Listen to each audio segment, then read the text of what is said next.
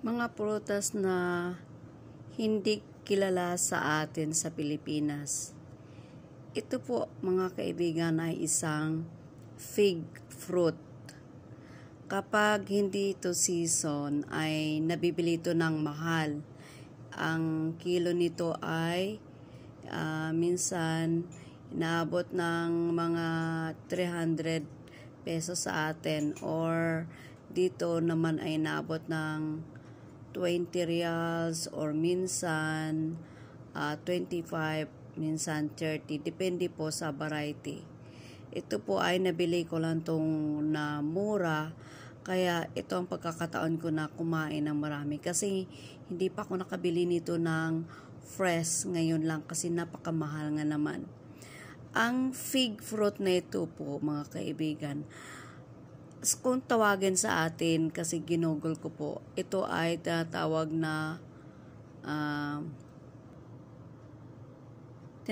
na karika, or kung doon sa amin sa probinsya namin, ito ay tinatawag na tibig.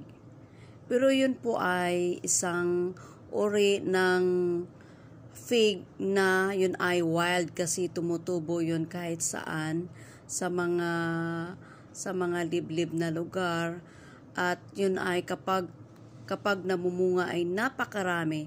Kaya nga lang po hindi kilala sa atin, kaya ang ginagawa ng mga karamihan sa atin na iba yung mga farmer, ito ay pinuputo lang nila. Napakaraming bunga po nito kapag ang fig sa atin, fig tree ay namunga, napakarami. Actually, mayroong tumubo sa aking harapan sa lote ng aking bahay. Ay tumubo lang siya, siguro dala ng mga ibon or mga ants. So yun ay hindi ko tinanim.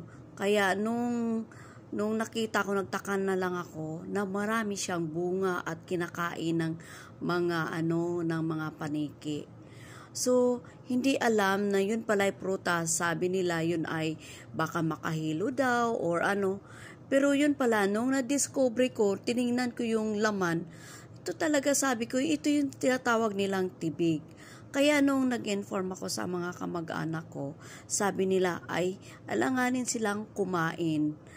Pero actually, ito ay kinakain talaga mga kaibigan, kasi kung maalaala ninyo, nasa isa sa mga Bible ito na dun sa parable, naalala ko nung ako'y Christian pa, nung nag-aaral ako ng high school, nandun yung parable of the fig tree na tungkol kay Jesus. Pero hindi ko maalaala kung ano yung na parable na yun. Pero naalala ko lang, may isang parable na tinatawag na fig. So, ito na yun guys, kahit sa panahon pa nung unang panahon, ay existing na talaga yung fig. At napakamahal po nito kapag binili mo ito sa mga groceries. Napakamahal po. Kaya nagkataon lamang ako na nakabili nito dahil mura, kasi panahon na yata ngayon ng taglamig. Kasi lumalabas ito, namumunga ito sa panahon ng taglamig. So ito lang guys. So sana sa atin kapag malaman na ng ating mga kababayan na ang tibig ay makakain. May mga uri ng kung paano nito. Mayroong dry fig. Napakamahal po nito. Ang 1/4 kilo siguro ay inaabot ng 20 reals. 1/4 kilo lang yun. Yun ay dried yun. Parang nilalagyan nila ng asukal, pinipreserve, at yun ay dried. Siguro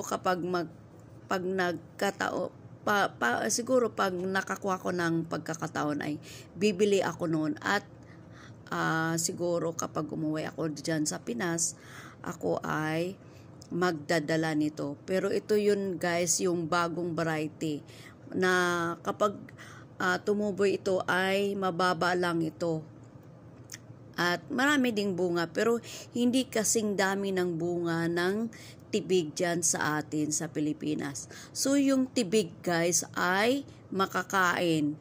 Ang tibig sa English yun yung fig. fig fruit. So, ito na yun yung uri ng fig kasi maraming uri ng fig. Ito lang ang nakuha ko. Actually guys, kasi medyo matigas ito. Kapag kinain mo to ay hindi ganong matamis. Pero yung may malambot dito, ito lang nito. Ito ay malambot. Nung kinain ko, ito ay napakatamis. Try ko ngang buksan. Ito guys, yung laman niya, oh. Ito. Kung sinong nakakilala ng tibig dyan sa atin, ito, ganito talaga ang laman ng fig at nung tibig dyan sa atin. Subukan kong kakainin ko, kaso lang hindi ko papakita kasi hindi ako nakaano. Ito, teka.